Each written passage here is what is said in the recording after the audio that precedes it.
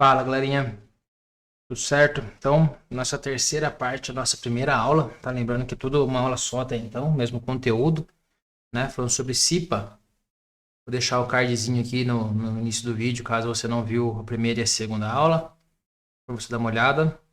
Mas se a sua dúvida ou se o conteúdo que você está estudando agora é sobre o processo eleitoral da CIPA, essa é a aula para você. Beleza? Lembrando que a gente está sempre usando como referência a NR5 e o link está embaixo aí na descrição do vídeo. Beleza? Então vamos lá. Pessoal, como é que funciona o processo eleitoral da CIPA? Primeiro, quem é responsável por convocar as eleições? É o próprio empregador, né? Então ele que é responsável por convocar as eleições da escolha dos empregados e sempre com um mínimo de 60 dias antes do término do mandato em curso. Então, antes de acabar o mandato que está acontecendo, pelo menos 2 meses antes, tem que acontecer uma nova eleição. Beleza? O sindicato da categoria sempre deve ser comunicado com antecedência, né, por meio eletrônico e com confirmação de entrega do início do processo eleitoral. Então, quando o empregador começar a convocar as eleições, ele tem que notificar os sindicatos da categoria para o sindicato ficar ciente que está começando o processo eleitoral da CIPA naquela empresa, né?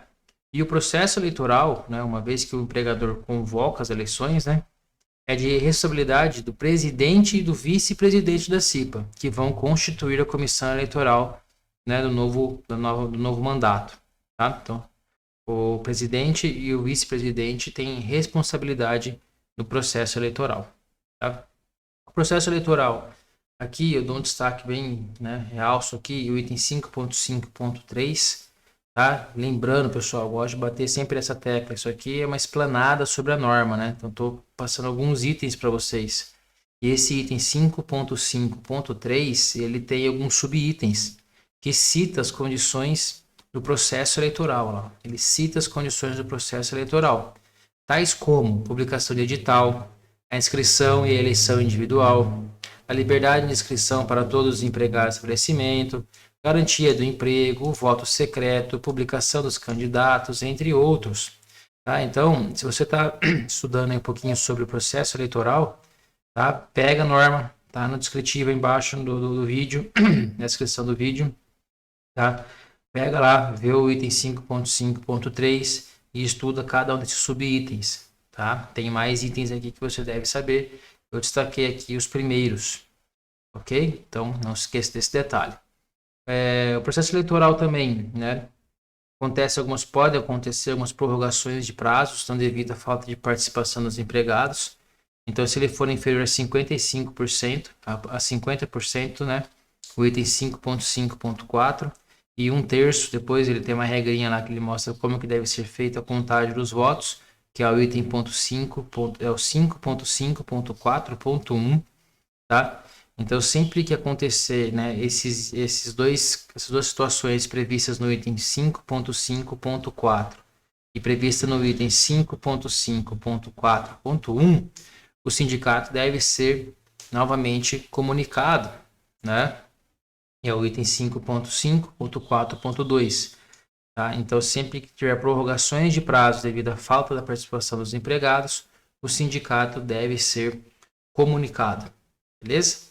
Um outro item também que é bem interessante, né? Mas se tiver empate entre dois candidatos, o tempo de casa, o tempo que o funcionário está registrado no estabelecimento, será o critério de desempate, né? É o que diz o item 5.5.7, tá? Pessoal, o item, né, o 5.5 da norma, que é o que diz respeito ao processo eleitoral, ele é um item um pouquinho mais extenso, então eu fiz um resumo aqui, né, para nossa aula não ficar muito comprida, para nosso conteúdo não ficar muito extenso, tá? Mas é de extrema importância que você pegue essa norma e dê uma lida no item 5.5, né, que fala do processo eleitoral. Se tiver alguma dúvida, você pode deixar o comentário aqui embaixo do vídeo também, que eu posso estar orientando, né? E também, se eu não souber, eu vou correr atrás de quem sabe. Ok? Pessoal, a nossa próxima aula, então, agora é o funcionamento, como que funciona a CIPA, né? Eu falei que ia ser 3, 4 aulas, provavelmente vão passar um pouquinho dessa quantidade, né? Mas são conteúdos bem legais de ficar conversando. Eu imagino que vocês também devem estar aí querendo fazer alguns comentários, então pode utilizar os comentários do vídeo para poder falar uma experiência de CIPA que vocês já tiveram, beleza? Se essa aula te ajudou, se essa aula foi interessante para você, se você gostou, deixa seu like no vídeo aí, curta o vídeo, né? Se inscreva que vão ter muitos vídeos novos também para ser publicado aqui no canal, você ficar vendo as notificações, ok? Então, galerinha, vejo vocês na nossa próxima aula, que é o funcionamento da CIPA. Vamos estudar como que a CIPA funciona. Beleza? Valeu!